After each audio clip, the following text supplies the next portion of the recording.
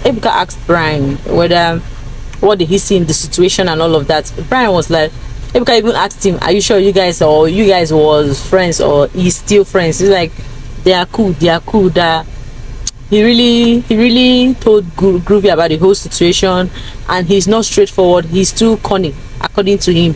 He's very cunning. You can see how Kes explained him too, that he wasn't there for beauty, like being there, and he always liked people to be in his matter. And then he was like, he's kind of indecisive of where to be and where not to be. Do you get? At some point I was feeling that way about Groovy, like you don't really know what you really want. Like, what exactly do you really want that you always hear? Okay, you said you like Chumsy, and then when you go to party you dance with Chumsy, and then you come to beauty. Like, he's not really decisive. He's indecisive, just like Chess pronounced what he had with Bella. Do you get? So they now asked Saif. Ebuka asked Saif, don't go, because more gist is in this case. She explained a lot of things, and then she actually made me find out that, yeah, she had her own weaknesses by getting too angry, but at some point, like, it's true, Groovy was just making it seem as if she was too much, whereas you're indecisive. Do you get? So you are the one who went to her and then told her that you want her to be your girlfriend. You are the one who acknowledged that you want to date her in the second week and all of that.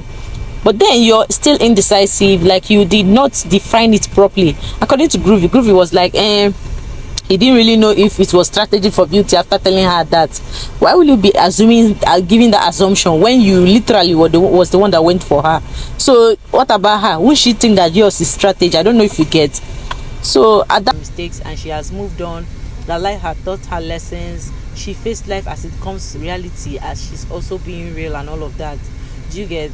So, but Ebuka now told to Groovy and told Groovy, in this whole situation, what do you have to say? Groovy carried that drink and gave her to her hand, even when he claims that he's protecting her, since you know that whenever she gets drunk she behaves somehow, stuff like that. So Ebuka now told Kes, okay, what do you have to say about it? Because Groovy didn't even allow them to talk. Just listen of that. But there are some places you messed up. Yeah, you messed up. You triggered her. I mean, you know that she's now a violent person when she's drunk and all of that, but you triggered her. You told her that you wanted to date her. So why are you dancing with Chumsy? Why are you doing this? Why are you doing that? Stuff like that.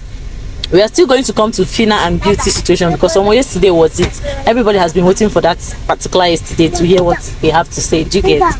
Even though they end up not being friends, they didn't even say anything at the end of the day, because I was thinking they would settle their differences, but then no, they didn't do that. So Brian was just really upset about Groovy. Maybe these are I think he said it's one of the things that made him. Did I even when we are alone, have I ever tried to be violent to you? Have I showed you violence before? Groovy was like, yes, you did. She now said, okay, fine, I leave you with your conscience, because you make her look like she doesn't know what she's saying. And she clearly told people watching it that don't ever talk to a man under the duvet, because they don't hear it. Oh my god. Hey, this Groovy and beauty situation. But I like the way she handled it and comported herself. She just tried to, it shows that she's improving. She's trying to hold on her anger, and she's trying to manage it. I like that situation, and I appreciate it for her. So I'm gonna ask the Phina over to her. Before in the house, before this whole situation happened, he first of all asked Beauty, were you friends with Phina? Beauty did not. She just said yes. So over to Phina. Ebuka asked Phina, were you guys friends? Phina just said that they were friends but not friends. They were just talking. They were not close. That the person that she would actually call her friend is Amaka. But when that they are friends, but this is a yes or no answer. If you feel that she's not your friend, you just say it. If you feel that she's your friend, you just say it. Own up to it. That's just what is called maturity. It means you're growing. Do you get? But answering it like this, people there will feel like you still have more to say or more to do or something behind your answers and all stuff. Do you get? Ebuka tried asking her why they switched so fast, given that they came to that room that day that Beauty and Groovy was having that issue, and was like, this guy does not want it. All of a sudden came for, she actually wanted to say hi to Beauty. She touched Diana to tap her to say hi. She ignored her. It was later that she understand why Beauty was angry at her. She even said and not that was not just her anger, that she literally told, that Kes was telling her one day that Groovy was that Beauty was saying that she wants to take Groovy from her, that she has eye for Groovy. Let me use that word. She has eye for Groovy. That thing vexed her. She was like, okay, since she said she has eye for Groovy, she go date the guy, blah blah blah. I'm not seeing any point, guys. I'm not seeing any point, to be honest.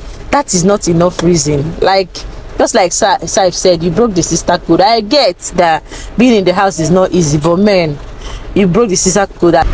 She has seen her bashing her and all of that. So, but she never had problem with her and Groovy and stuff. But her bashing her, even when she was outside the house, she even apologized for what she said about Groovy. She even apologized to her fans for maybe disappointing them. She even said she wished Phina would win. I could remember that she never for one day insulted Phina outside the house. And that's true. Do you get? And I mean, it's true. You are bashing somebody, you talk about her, sometimes she be like Beauty this, Beauty that. At the end of the day, you now see her after the house for a very long period of time without even trying to look for her after the house, stuff like that. And then you saw her in that party and you want to say hi. And she asked the housemates there, be honest with yourself. Would you have responded if you were her? Some of them were saying no with their head and all of that. They know the truth. But I felt that Phina would have owned up to her shit without even stressing herself over this issue. Do you get? Assuming she just came, I know, Beauty, I messed up, I'm really sorry and all of that. I feel by now we would have even forgotten. We wouldn't even have seen any gist to talk about Shebi. But then she was not like, oh, ignore my kids, please. So, but then she was like, it was later on at the end that when Beauty said this thing that she was like, okay, she made mistakes, she messed up and all of that. After that whole thing, Ebuka was like, okay, so what do you have to say? You know, she said it's not really good. I was expecting her to say, oh, Beauty, please, I'm really sorry. Except maybe in the next episode, guys. But I did not hear her say, oh, please, Beauty, just forgive me and all of that. Then we know that she actually asked for forgiveness, but Beauty was not having it and all of that. But then she was like, okay, I made mistake and all of that. I feel fans has a lot of work to do in this Beauty and Phina situation. Like, fans are coming in between, like people that are the main fans, not the random fans that are ranting online. The main fans are just like, so ego, pride is doing a lot of work there. But I feel by now that she would have even let go and everybody move on. It doesn't make you any less of a human being. Maybe she's feeling like when she apologized, she will be less of herself. Who said that? It means you're growing, you're matured. Forget about what people will say. Just own up to your shit and tell her, please, I'm very sorry. Except I'm seeing it in the next episode tonight. Do you get? But as of yesterday night, she didn't do anything like that. So if can out to Beauty, I was like, okay, what do you have to say? She said, it's what it is. Like, they're still the way they are. Then they can't be friends and all of that. I feel like even if you people made up and then make peace, you must not be friends. Like, but at least in your chest, that part of the problem is out and it's off your shoulder. You move on. Do you get? So guys, let us go to our Monchere and Rachel situation. Almost just stay tuned. If you have watched up to here, you're trying. Just enjoy the G. It will not kill me. She was like, she's vulnerable. No, it was so cold and she was lonely, stuff like that. So she had to accept Giddy Fire now. But don't disrespect me. Those were her words. But then she now saw them in an awkward position. She, him and Rachel and all of that. But I was wondering why is she angry? Because initially, all this the reunion that has been happening, I was wondering, why are you getting mad when you clearly told these people that you don't have anything with this person? I don't know if you guys get. So why are you now angry? Stuff like that. So now she just owned up that she started liking the guy at some point. So Rachel to face his Giddy Fire.